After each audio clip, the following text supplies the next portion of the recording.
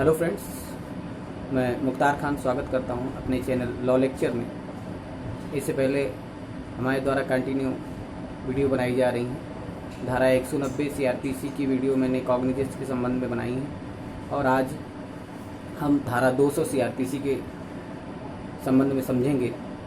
धारा 200 सीआरपीसी जो कि यह बताती है कि मजिस्ट्रेट के समक्ष परिवाद को प्रस्तुत करना, अर्थात मजिस्ट्रेट के समक्ष कोई कंप्लेंट दाखिल होता है तो उस पर क्या प्रक्रिया होगी, मजिस्ट्रेट द्वारा क्या प्रक्रिया अपनाई जाएगी किसी परिवाद पर।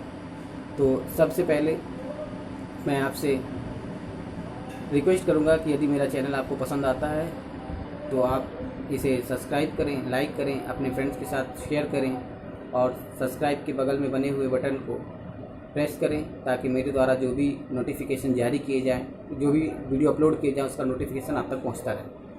अब फ्रेंड्स, 200 सीआरपीसी क्या कहता है उसके बारे में मैं थोड़ा बताने का प्रयास करता हूं। अगर परिवादी न्यायालय में प्रस्तुत हुआ है और परिवादी ने कोई परिवाद प्रस्तुत किया है तो न्यायालय परिवादी की परीक्षा करेगा। यदि उसके साथ कोई साक्षी है तो उसकी भी परीक्षा करेगा और वो परीक्षा लेखबद्ध होगी, जिसे मजिस्ट्रेट स्वयं लेखबद्ध करेगा। और जब यह लेखबद्ध हो जाएगा तो उस पर उस परिवादी की, उन साक्षियों की और मजिस्ट्रेट स्वयं उस पर हस्ताक्षर बनाएगा। ये धारा 200 बताती है। 200 सीआरपीसी में सिर्फ इतना बताया गया है कि मजिस्ट्रेट किस प्रकार से परिवाद पर क्या प्रक्रिया अपनाएगा मजिस्ट्रेट, इस बारे में परिवाद धारा 200 सीआरपीसी में बताया। इसी के आगे है कि यदि मजिस्ट्रेट द्वारा साक्षियों की परीक्षा ली जा चुकी है और उसके बाद अगर मामले को किसी दूसरे न्यायालय में हस्तांतरित कर दिया गया है, ट्रांसफ़र कर दिया गया है, तो जिस मजिस्ट्रेट के समक्ष वो मामला गया है उस मजिस्ट्रेट को साक्षियों की पुनः परीक्षा करने की आवश्यकता नहीं होगी। ये धारा 200 कंप्लीट होती है। फ्रेंड्स, इसके आगे है धारा 200। धारा 200 क्या बताती है?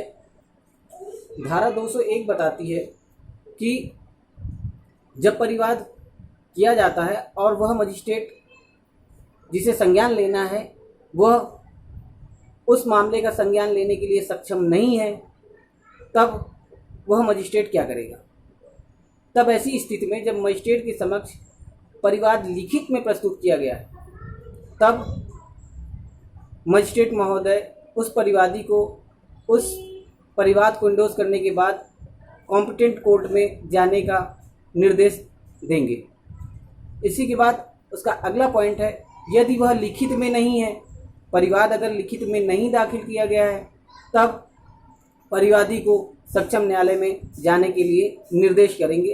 धारा 201 हमें यह बताती है कि अगर परिवाद लिखित में है तो परिवादी को परिवाद को सक्षम न्यायालय में प्रस्तुत करने के लिए निर्देश दिया जाएगा मजिस्ट्रेट द्वारा, और यदि वो मौखिक है तो परिवादी को कॉम्पिटेंट कोर्ट में भेजा जाएगा। अब इसके आगे है धारा 202। धारा 202 हमें बताती है postponement of issues of process, अर्थात आदेशिका को जारी किए जाने को रोकना।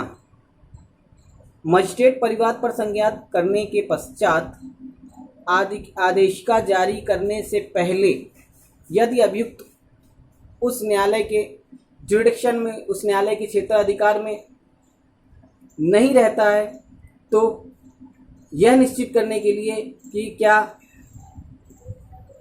उसके खिलाफ कार्रवाई करने के लिए पर्याप्त आधार हैं, इसलिए न्यायालय स्वयं या किसी पुलिस ऑफिसर से या किसी अन्य व्यक्ति से उस मामले का अन्वेषण करा सकता है। ये धारा 202 सब क्लास 1 बताती है हमें। इसमें कुछ प्रोविजो हैं जो ये बताया है, प्रोविजो में ये बताया गया है कि जहां मामला सेशन न्यायालय द्वारा विचारणीय है तो मजिस्ट्रेट अन्वेषण का आदेश नहीं देगा, और दूसरा है अन्वेषण का आदेश तब दिया जाएगा तब जबकि परिवादी और साक्ष्य की धारा 200 में परीक्षा कर ली गई है।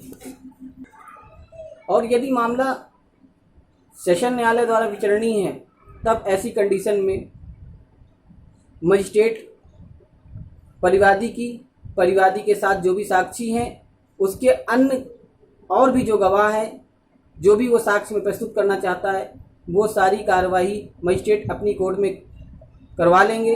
तब उसके बाद उस मामले को सेशन कोर्ट में कमिट किया जाएगा। ये थी धारा 202। तो इस तरीके से फ्रेंड हमने आज धारा 200 से 202 तक समझा।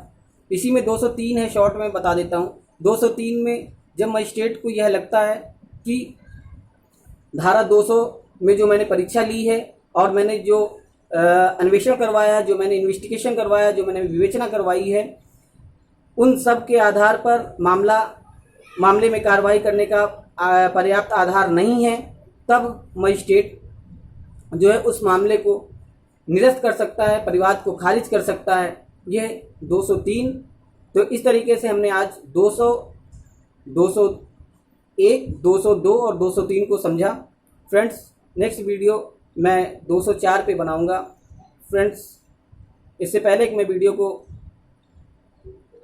समाप्त करूं, मैं आपसे फिर से रिक्वेस्ट करूंगा कि आप प्लीज़ मेरे चैनल को, अगर आपको थोड़ा सा भी ज्ञान प्राप्त होता है मेरे चैनल से, तो आप इसे प्लीज़ लाइक करें, सब्सक्राइब करें। और आपको जो भी पूछना हो आप कमेंट बॉक्स में जा करके मुझसे कोई भी सवाल पूछ सकते हैं। मैं सारे प्रश्नों का उत्तर आपको कमेंट्स बॉक्स में दूंगा। Thank you.